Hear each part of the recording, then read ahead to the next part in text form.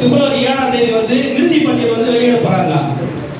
இறுதி பட்டியல், அந்த இறுதி பட்டியல்ல நம்ம பேர் இல்லைன்னா நம்ம வந்து குடிமகனா இருக்கிறதுக்கு தகுதியற்றமாயிடுவோம். இதை நான் ஏன் சொல்றேன்னா, என்னோட புரிதல் இருந்து சொல்றேன். குடியுரிமை இல்லைனாலே இங்க நமக்கு வேல்யூவே கிடையாது. சாதாரணமாகவே நம்ம தலித்துனாலே வந்து மதிக்க மாட்டாங்க. இன்னும் குடியுரிமை வாக்குரிமை வந்து நமக்கு இல்லைன்னா சுத்தமா மதிக்க மாட்டாங்க.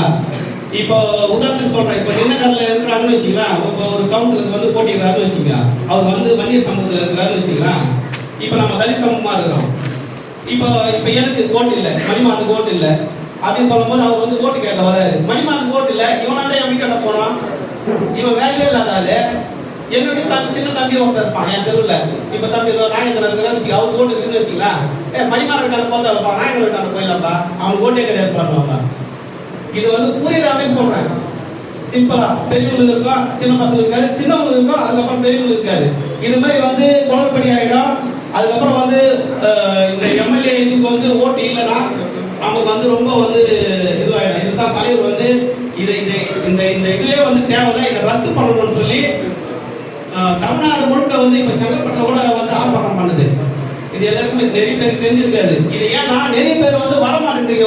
ஒரு கூட்டம் சொன்னாலே அப்படியே சுருக்கமா வீட்டிலேயே உட்காந்துக்கிறீங்க. இன்னைக்கு ஞாயிற்றுக்கிழமை தானே, எல்லாருக்குமே வந்து குரூப்ல எல்லாம் வாட்ஸ்அப்ல பதிவு பாக்குறீங்க, எல்லாருக்கிட்டுமே வந்து தொடர்பு இருக்கிறோம்.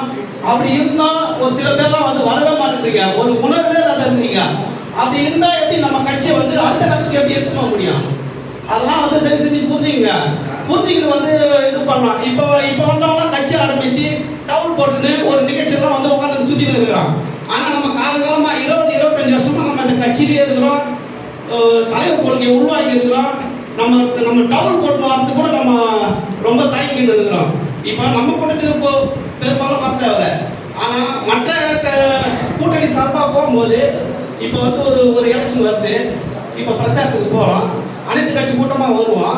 அனைத்து கட்சி கூட்டமா வரும்போது விடுதலை சக்தியோட பங்குன்னா அதுல கொடி எடுத்து வரணும், நம்ம கட்சி மஃப்ளர் போட்டு வரணும். இதெல்லாம் வந்து புரிய மாட்டேங்குது. எத்தனை வாட்டி சொல்றது? தயவு செஞ்சு புரிஞ்சுங்க. இப்போ நீங்க போறீங்க, நீங்க போயிட்டு நம்ம சகோதரர்கிட்டலாம் பேசுங்க, சகோதரிகிட்டலாம் பேசுங்க. இது மாதிரி வந்து நம்ம கட்சியில வந்து யாரும் வந்து வர மாட்டேங்கிறாங்க, ஏன் வரல, அவங்க என்ன தேவை, அவங்க என்ன செய்யல, இந்த கட்சி என்ன செய்யல சொல்லுங்க. இந்த கட்சி ஏன் வந்து மக்களுக்காக வந்து தலைவர் வந்து திருமணம் கூட செஞ்சுக்காம அவர் வாழ்க்கையை தியாகம் பண்ணிட்டு போராடிட்டு இருக்கிறாரு. எதுக்காக? இப்ப அண்ணன் கூட கண்ணவண்ணன் கூட வந்து கஷ்டப்படுறாரு, எல்லாரையும் வாங்க வாங்க வாங்கன்னு சொல்லி எங்கெல்லாம் வந்து இது பண்றாரு. காலையில கூட நான் அன்பழக மேட்டூர்லேருந்து வெங்கடன் தம்பி இந்த 3 பேர் தான் வந்து பேனர் வச்சோம், கொடி போட்டோம், எல்லாத்தையுமே அரேஞ்ச் பண்ணிட்டு போயிட்டு குளிச்சுட்டு சாப்பிட்டுட்டு வீட்டில் எல்லாம் கறியெல்லாம் எடுத்து கொடுத்து சீக்கிரம் ஓடியாரோம். ஏன் ஓடியாரோம்? நம்ம கட்சியை வளர்த்தெடுக்கணும். நம்மளே வளர்த்தெடுத்தா வேற யாரும் வளர்த்தெடுப்பாங்க சொல்லுங்க? இதை வந்து ஏன் புரிஞ்சிக்க மாட்டேங்குது எனக்கு தெரியல. இது என்னோட ஆதங்கத்தை வந்து நான் இதற்காக கொட்டியே ஆகணும். ஏன்னா நான் ஒரு பொறுப்பை வாங்கிட்டேன்னா அந்த பொறுப்புக்கான செயலை வந்து சரியா பண்ணாதான் நான் அடுத்த கட்டத்துக்கு வந்து என் கட்சியை எடுத்து போக முடியும் அப்படின்ற உணர்வு வந்து எனக்கு இருக்கு, உங்களுக்கு ஏன் இல்லை? அதை வந்து தயவு செஞ்சு புரிஞ்சுங்க. ஒரு உறுப்பினர் கூட பொறுப்பை பார்க்காதீங்க. இப்போ கூட நான் என் பொறுப்பை ரிசைன் பண்ணிடுவேன், நகர் சேவை நான் உறுப்பினராக கூட செயல்படுவேன். ஆனால் கட்சிக்கு துரோகம் பண்ண மாட்டேன், தலைமைக்கு துரோகம் பண்ண மாட்டேன். என் கட்சியை வளர்த்து எடுத்துக்கலாம் நான் உதவியா இருப்பேன். அதை வந்து எல்லாருமே வந்து உணர்வா இருங்க. இது வந்து எல்லோரோட மனசுலையும் வந்து நம்ம வந்து இதை வந்து பதிய வைக்கணும். நம்ம தலைவர் காரணத்தை வலுப்படுத்தணும்.